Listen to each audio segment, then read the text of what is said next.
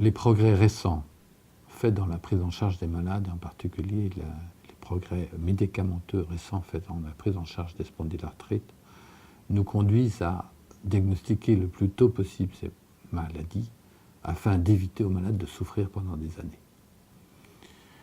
Nous n'avons pas encore la preuve que ces nouveaux traitements, très efficaces sur le plan douleur, très efficaces sur le plan limitation des mouvements, empêchent l'évolution de la maladie.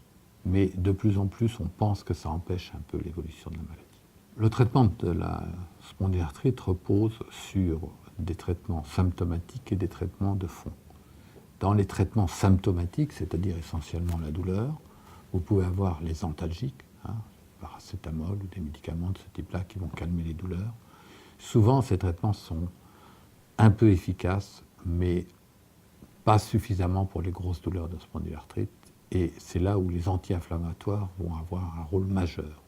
Les anti-inflammatoires non stéroïdiens sont particulièrement efficaces, à tel point d'ailleurs qu'on en fait un des critères diagnostiques de cette maladie. Le fait d'être soulagé par les anti-inflammatoires peut être reconnu comme un signe évocateur de la spondylarthrite.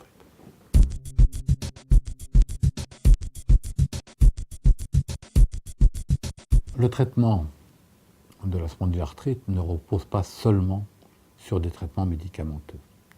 Ce qui est très important, c'est d'éviter cette évolution qu'on voyait classiquement chez certains malades.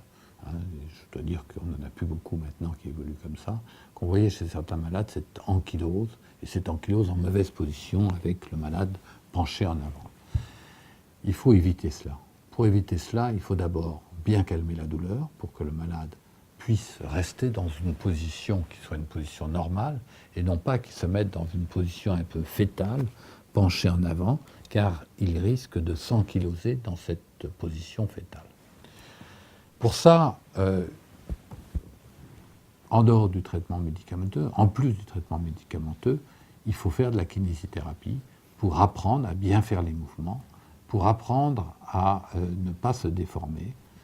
Et une fois qu'on a bien compris cette kinésithérapie, on peut la faire soi-même, avec simplement de temps en temps, une fois tous les 3 ou 4 ans, on recommence un petit peu quelques séances de kinésithérapie.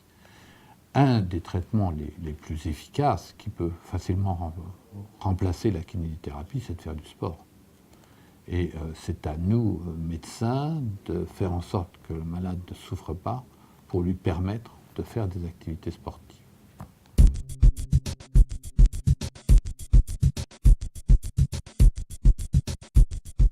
Je crois que ce qui est important dans la spondylarthrite, c'est de ne pas souffrir, de faire en sorte que le malade souffre le moins possible. Et c'est cette absence de souffrance qui est le meilleur garant d'une vie normale et d'une évolution péjorative de la maladie. Donc il faut que le malade comprenne bien qu'il vaut mieux prendre un petit peu plus de médicaments et ne pas avoir mal que de vouloir supporter sa douleur. Car s'il supporte sa douleur, il va se mettre souvent dans des positions qui ne sont pas bonnes pour l'avenir.